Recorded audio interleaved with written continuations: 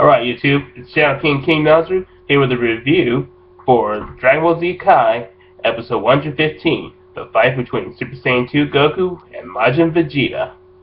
Now, when we last did the video, it was back in the first episode of DBZ Kai's Buu Saga, with Gohan attending high school, but still wanting to fight injustice, but he also didn't want to expose himself as a Super Saiyan or Super Saiyan 2 because he would be recognized as one of the fighters from the Cell Saga, and that would bring way too much attention. So what he does is have Bulma create a disguise for him as the Great Saiyan Man, which makes him look just as ridiculous as a Power Ranger, possibly even more so.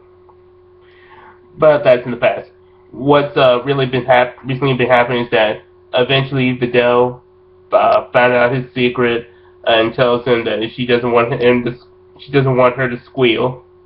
If he doesn't want her to squeal, he has to attend the next World Martial Arts tournament. And so he agrees and invites all his friends and family to go. And Goku decides that he wants to be involved too, even though he's in the afterlife, and he says that he's got fortune teller Baba to help. And Vegeta likes this because this is finally his chance to defeat Goku and reclaim his honor and whatnot. And so on and so forth goes. The Goten and Trunks do the junior division, and they do pretty well because all their opponents were pretty much just average people. And Trunks wins the junior division, albeit with a little bit of cheating. Well, at least as far as their agreement not to use Super Saiyan form went. And then we went to the adults division, and we saw that all the Z Fighters got their turn. Well, some of them did. Krillin did, and we saw Videl try to fight this guy named Spopovich, who was once an opponent of her father Hercule, but he became a servant of Babidi, the wizard that's about to summon Majin Buu, and he beat her up to a pulp, thus angering Gohan and wanted him to fight Spopovich a lot. But eventually Goku gives her a sense of being to help her recover. And eventually, this leads to Gohan fighting Supreme Kai's assistant, Kibito, and he asks for Gohan to turn to a Super Saiyan, and he said, "I'll go even further and turn to a Super Saiyan 2." And he does that, and Spopovich and I forgot what his other partner's name was. They try to absorb his energy.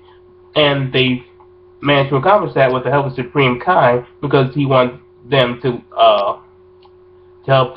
They want to use them as bait towards finding Majin Buu and the people who are planning to resurrect him. And the Z Fighters agree to help him, though Vegeta's a little bit reluctant because all he wants to do is fight Goku, and he only has one day left to do it before Goku has to return back to the afterlife. And then so on and so forth. Then they have the tournament. With some of the disqualified members. And the only ones that are qualified left are of any importance are Android 18, Trunks and Goten, who will disguise himself as Mighty Mask, and Hercule, and Android 18 manages to get expose Goten and Trunks and have them disqualified, and she forfeits the match to Hercule in exchange for 20 million Zenny. And let's see what else. Then we cut back to Goku, Gohan, and Vegeta fighting all of Babidi's minions. The first two were too easy. Gohan was having a bit of trouble with Deborah because he hasn't been training as much. Then Deborah figures out that Vegeta is not pure of heart, so thus Babidi can manipulate him, and thus Babidi does so and turns him into Majin Vegeta. And they return back to the tournament, and Majin Vegeta tries to force Goku to fight him by killing civilians, and especially with his wife Bulma witnessing it. And thus, Goku agrees as long as they take him away. And then Gohan and not Babidi, Supreme Kai go to fight Babidi and Deborah before Majin Buu can be resurrected with the damaged energy. The energy coming from the damage of the Majin's opponents. Which brings us back to where we are now. So the fight starts off with Goku and Vegeta. They seem pretty evenly matched. There were a few bits that were not in the manga, but I guess I could just chalk that down to padding because nothing contradicts the overall plot of the manga's story of that. I do think might be a bit shorter because some of the things that were extremely unnecessary, and thus the fight seems a little bit faster. And then we cut to Gohan and Supreme Kai arriving at where Majin Buu's ball is, which is guarded by Babidi and Deborah. And let's see, Gohan's trying to find his inner strength that he had back when he was fighting Cell, because Goku told him that if he can get angry enough, he can unleash his hidden power and thus be strong enough to probably even take on Majin Buu. And he can't seem to do it, so he decides to take whatever energy he can in a final desperate Kamehameha.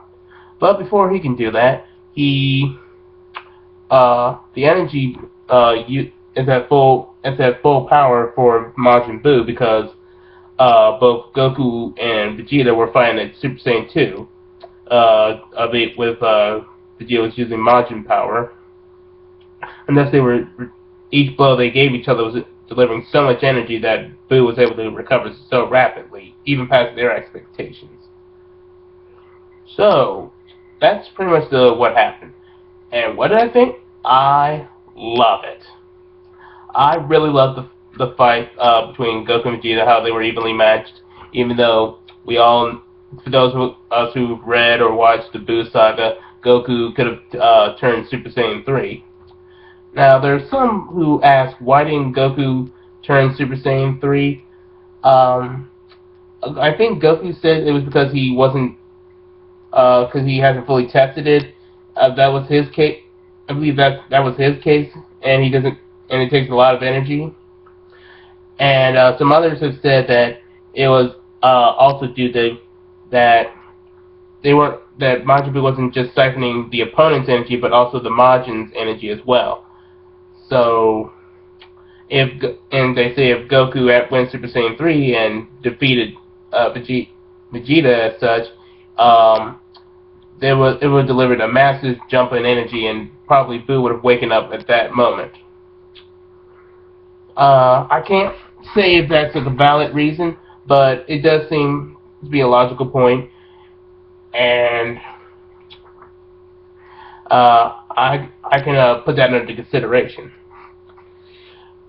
I also did like